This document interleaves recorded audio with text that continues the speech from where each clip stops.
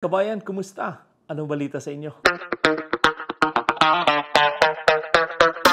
So guys, itong ating pag-usapan ngayon ay kung kayo man ay nagbalak sa farm workers, ito po ay napakagandang opportunity. Kung kayo man ay qualified dito at sinasabi ko sa inyo lagi na panoorin niyo buo ang video dahil andito lahat ang impormasyon at sana po kayo ay makakwalify sa mga trabaho. And again, pinaulit-ulit kong sinasabi sa inyo dahil yung iba pa rin ay nagsasabi how to apply, paano mag-apply. Andito lahat sa mga videos ko. Okay? Huwag din nyo sayangin dahil itong mga opportunity na ito ay napakaganda kung kayo man ay qualify. At ito po sila ay nag-apply ng LMIA at itong LMIA sinasabi sa inyo ay para to sa mga temporary foreign workers. Kung kayo man ay balak doon sa job bank or sa Indeed, ito po ay, ang LMIA ay para sa mga temporary foreign workers. No? Kung kayo man ay nagbalak na kung kayo man ay tourist sa Canada or kayo man ay nasa ibang bansa na gusto pumasok sa Canada bilang isang temporary foreign workers, kayo po ay bigyan ng LMIA. Ang LMIA po ay hindi ito para sa mga Canadian at mga permanent resident sa Canada dahil hindi po namin kailangan ang LMIA. Okay? Sana po ay malinaw. Dahil marami pa rin nagsasabi ko, ito po mga trabaho sa job bank ay para sa mga Canadian at mga temporary foreign workers. Hindi po. Ang ibig sabihin yan, bago ibigay sa mga temporary foreign workers, inaanyayahan muna ang mga Canadian at permanent resident na mag-apply dito. Pag walang nag-apply, ito na si mga temporary foreign workers ang papasukin sa Canada. Okay? Dahil priority ng Canada, ang lokal muna ang mag-apply. Subalit kung wala mang aplikante, ito na si foreign worker ang papasok. So sana po ay malinaw itong ating ditong paliwanag sa LMIA. And again, sinasabi ko sa inyo, kahit doon sa mga naghanap ng mga caregivers, ito po ay pinapublish doon sa Indeed o sa any publishing website upang malaman at pwedeng mag-apply ng LMIA dahil isa ito sa mga requirements magkuha ng LMIA. Kailangan i-publish muna, then pag walang may nag-apply, saka na si temporary foreign workers mabigyan ng LMIA. Okay? So, but again, sinasabi sa inyo, itong ating pag-usapan ngayon ay dito sa farm. At ito po ay nasa job bank. So, kung kayo man ay mayroong sapat na qualification at sinasabi ko sa inyo, na kung kayo man ay qualify sa mga trabaho dito, applyan ninyo. Kung hindi para sa inyo, huwag kayong mag-apply dahil nagsasayang kayo ng oras. So, importante na ang inyong pag-apply dito sa Canada, kumbaga, do your best na ito na yung pinaka-the best na applyan ko para ako matanggap. Okay? Kung kayo man ay mga butcher, mag-apply kayo bilang isang butcher. Kung kayo man ay mga welder, mag-apply kayo bilang isang welder. Hindi po kayo pwedeng welder kayo, mag-apply kayo truck driving. Di ba? Napakalayo.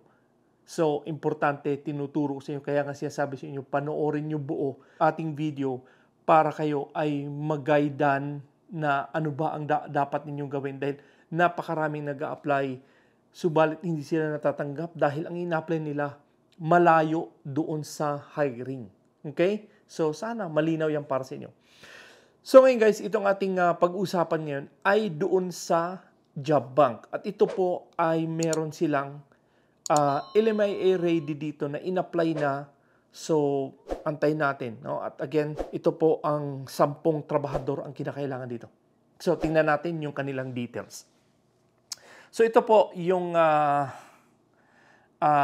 apiary technician. Kumbaga, ito po ay mga honey, no? Yung mga bee. So, ito po yung kanilang trabaho. Ito po ay dito sa Alberta. At ang kanila pong sahod dito ay nasa $16.52 to $20 per hour. Negotiable daw ito. At again, napakaganda dahil 40 to 60 hours per week. Wow, napakaganda itong opportunity kung kayo man ay nagbalak ng trabaho dito. At ito po ay 10 katao ang kanilang in-apply. So again, sabi ko sa inyo, ito po sila ay nag-apply ng LMIA. So kung kayo man ay qualify sa mga trabaho dito, kayo po ay may chance na makakuha ng trabaho dito. Kaya nga, sinasabi ko nga kanina na ayusin ang inyong mga resume qualification upang kayo ay matanggap sa trabaho dito. So of course, ang overview dito ay English kasi yun naman ang lingwahe dito. At ang education dito, kung meron kayong mga certificate or diploma, pwede kayo dito mag-apply. Kung wala kayong degree, okay lang din, no? Dahil yun naman ang kanilang requirements. Ang experience dito is 1 year to less than 2 years lang. Kung kayo man ay may mga sapat na experience dito, subukan ninyo. Ang worksite environment dito ay nasa outdoor at saka medyo mainit lang, no? Pero ang Pilipino, sanay naman tayo sa init dahil ang ating climate sa Pilipinas ay mainit naman.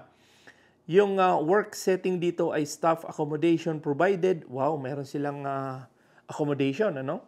O nasa urban area, nasa rural area, or various location. Napakarami silang location na pwede kayo doon sa mga lugar nila.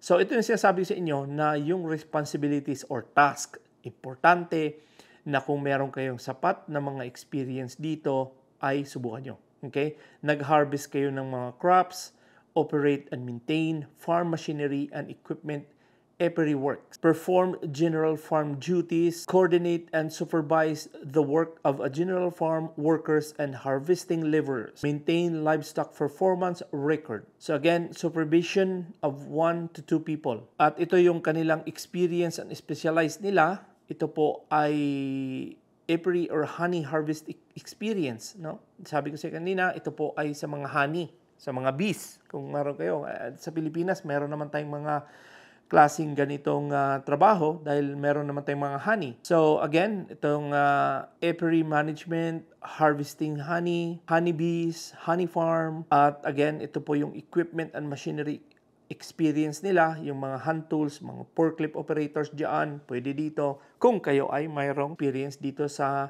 mga honey harvesting, ano. At ito po yung automated system experience, automated honey extractor. Meron silang machine, no? Machine operator, pwede rin dito na talagang yan ang kanilang tatrabahuin. And additional information dito, work additional and physical capabilities. Repetitive task lang siya, handling heavy loads, physical demanding, attention to details, importante yan, and combination of sitting, standing, walking, standing for extended periods, bending, crouching, kneeling. Okay? So again, meron sila ditong email address at ilalagay ko yung email address nila. Ito po yung info at paradisehoney.com. Yan po yung kanilang email address. At yun po, no? Subukan nyo kung kayo man ay qualify ng trabaho dito. So, balit ang inyong mga task importante na napakalaking bagay na ilalagay ninyo doon sa inyong resume. At applyan ninyo. Subukan nyo kung kayo man ay may sapat na work experience, may capacity kayo para sa trabaho na to sa mga nag-harvest for honey. Kasi meron dito sa Alberta yung mga yung mga production ng mga honey, no? Dahil napakarami silang meron ditong lugar sa Alberta at napakarami silang mga honey talaga dahil napakasarap ng honey. Okay? So again, sasabi sa inyo, subukan nyo lang applyan, ayusin ninyo ang resume, huwag kayo masyadong magmamadali mag-apply, ayusin muna ninyo, kung meron makatulong sa inyo, magawa ng resume, magpatulong kayo magpagawa ng resume dahil napakalaking bagay na kayo ay tinuturuan paano magawa ng resume. Ayusin ang resume, sinasabi sa inyo. Dahil ang resume ay napakalaking bagay na yan ay maayos dahil hindi naman natin kilala ang mga employer. Hindi natin kilala ang mga agency. You know?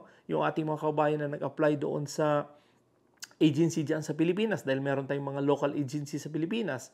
At subukan nyo, ayusin niyo yung ating mga kabayan na naghanap sa mga welding. Ayan, marami tayong mga agency na pwedeng makatulong sa inyo. At walang placement fee ang Canada. Kaya huwag kayong atat na magbigay ng pera. Dahil kung may manghingi ng pera sa inyo, 100% ako dyan, yan po'y talagang hindi legit. Okay? Lalo na yung ating mga agency sa Pilipinas, ito po ay pinagbawal ng Canada. At sinabi nga ng taga-DMW sa akin nung kami nagkita sa Toronto, sa Ottawa, ang sabi sa akin talagang walang placement fee ang mga na nasa Pilipinas sa mga agency dahil pinagbawal yan. Kung sila man ay mangolekta ng pera, hingi kayo ng resibo at magreklamo kay si DMW dahil bibigyan nila agad ng action yan. Siyan ang sinabi sa akin ng isang ano yun, yung USIC ng DMW, no? Yung Department of Migrant Workers. Nakausap ko doon sa Ottawa. Subalit guys, again, sabi ko sa inyo, sana po ay may matutunan kayo dito sa ating mga video at sinasabi ko rin na sana panoorin nyo buo dahil andito lahat ng detalye kung paano mag-apply, ano bang dapat gawin at ano ba ang pwede ninyong gawin sa inyong mga resume. So ito, sinasabi natin dito lahat, andito na lahat talaga.